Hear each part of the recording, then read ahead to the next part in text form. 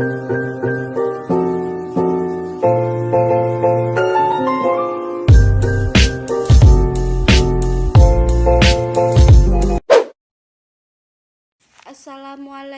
warahmatullahi wabarakatuh. Selamat siang semuanya. Baik, sebelum itu marilah kita buka pembelajaran kita hari ini dengan melafazkan basmalah. Bismillahirrahmanirrahim. Oke, sekarang Ibu absensi ya. Sembari Ibu absensi, silakan bagi yang posisi duduknya masih berantakan, tolong dirapikan.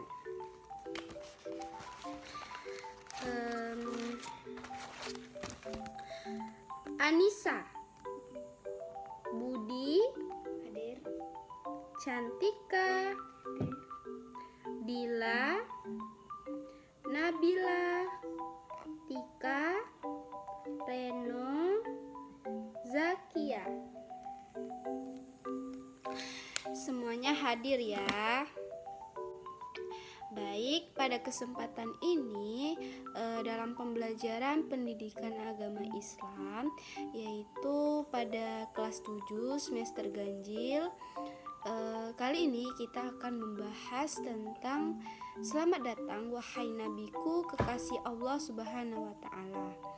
Dan Ibu harap anak-anak dalam mengikuti pembelajaran ini dengan serius dan bersemangat. Adapun tujuan yang akan kita capai selama proses pembelajaran ini agar anak-anak sekalian dapat mengerti materi yang akan kita pelajari dengan mengkaji tentang sejarah perjuangan Nabi Muhammad sejak remaja sampai diangkat menjadi Rasul di Mekah dan Madinah. Dan langsung saja kita mulai. Nabi Muhammad SAW ini lahir pada hari Senin 12 Rabiul Awal bertepatan dengan tanggal 20 April 571 Masehi.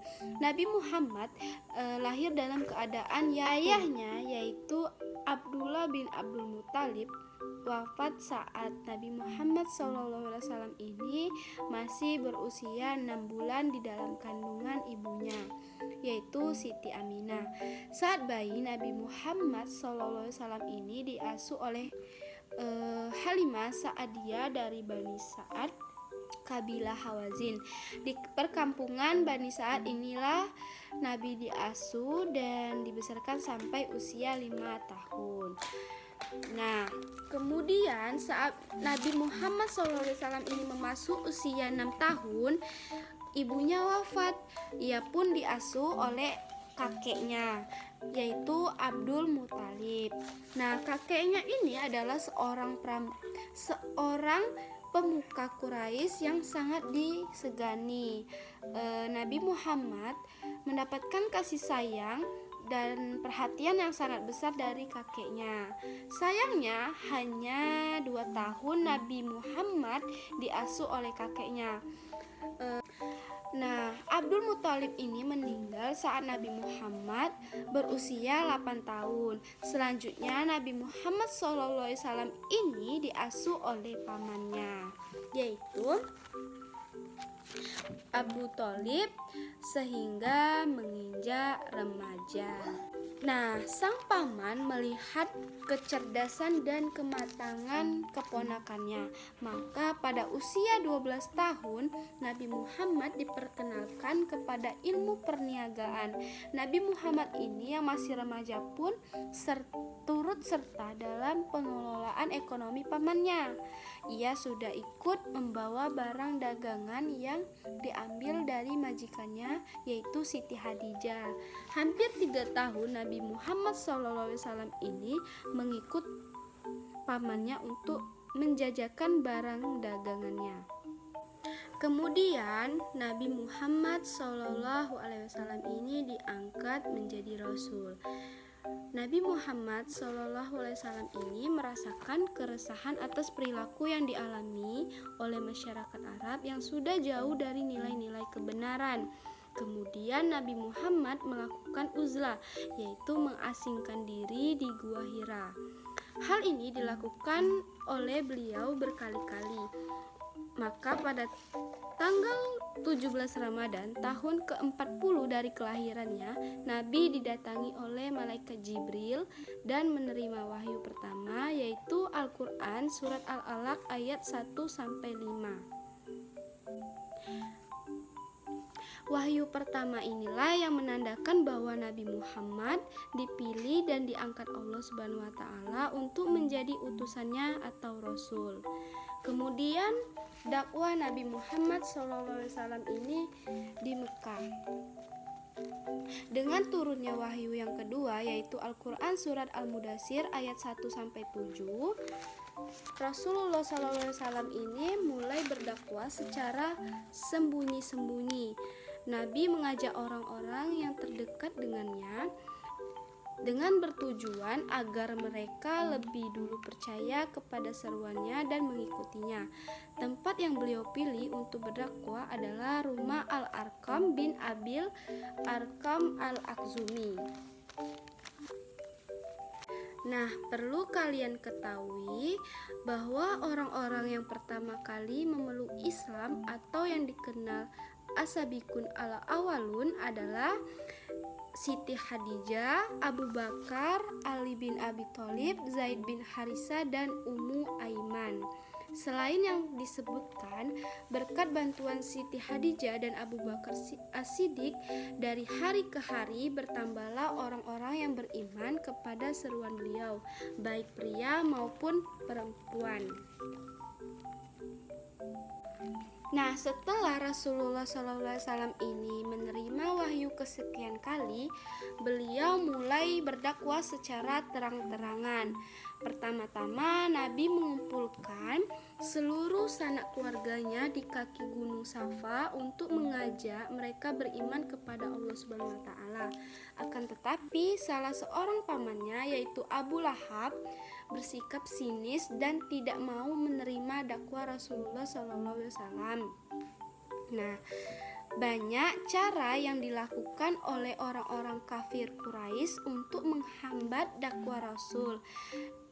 Di antaranya yaitu mencoba menyuruh pamannya, yaitu Abu Thalib, untuk menghentikan dakwah keponakannya itu. Namun Nabi Muhammad menolak dan mengatakan, "Demi Allah, meskipun seluruh anggota mengucilkanku, aku akan terus berdakwah menyebarkan ajaran Islam." Kemudian kegagalan kafir Quraisy untuk menghambat dakwah Rasul menjadikan mereka semakin marah dan emosi, sehingga budak-budak mereka yang masuk Islam itu dibunuh dan disiksa. Seluruh pengikut Nabi selalu diancam dan diteror agar menolak ajakan Nabi Muhammad. Nah, sekarang Ibu tanya, apakah kalian sudah paham dari penjelasan yang telah Ibu jelaskan? Baiklah, jika sudah paham, sekarang waktunya kita untuk menyimpulkan materi kita hari ini. Jadi dapat disimpulkan bahwa Nabi Muhammad SAW ini lahir pada hari Senin 12 Rabiul Awal atau bertepatan dengan tanggal 20 April 571 Masehi. Tahun kelahiran Nabi Muhammad disebut tahun gajah. Nah, sifat-sifat Nabi Muhammad yaitu tidak mudah putus asa, semangat kerja yang tinggi, selalu jujur, amanah, tabah, optimis, dan percaya diri. Kemudian Nabi Muhammad ini diangkat menjadi Rasul pada usia 40 tahun dengan menerima wahyu pertama, yaitu Al-Quran surat Al-Alaq ayat 1-5 melalui perantara malaikat Jibril di Gua Hira. Kemudian dakwah Nabi secara sembunyi-sembunyi dimulai setelah turun wahyu kedua, yaitu Al-Quran surat Al-Mudaththir ayat 1-7. Dan dakwah Nabi secara terang-terangan dimulai setelah turun wahyu, yaitu Al-Quran surat Al-Hijr, yaitu ayat 94-95. Dan dakwah Nabi mendapatkan berbagai rintangan baik dari keluarga maupun kaum Quraisy dan pihak luar. Namun semua itu dihadapi oleh Nabi dengan penuh kesabaran dan keikhlasan. Lalu As-Sabiqun al-awwalun adalah orang-orang yang pertama kali memeluk Islam. Mereka adalah Siti Khadijah, Abu Bakar, Ali bin Abi Thalib, Zaid bin Harisah, dan Ummu Aiman. Kemudian cara kita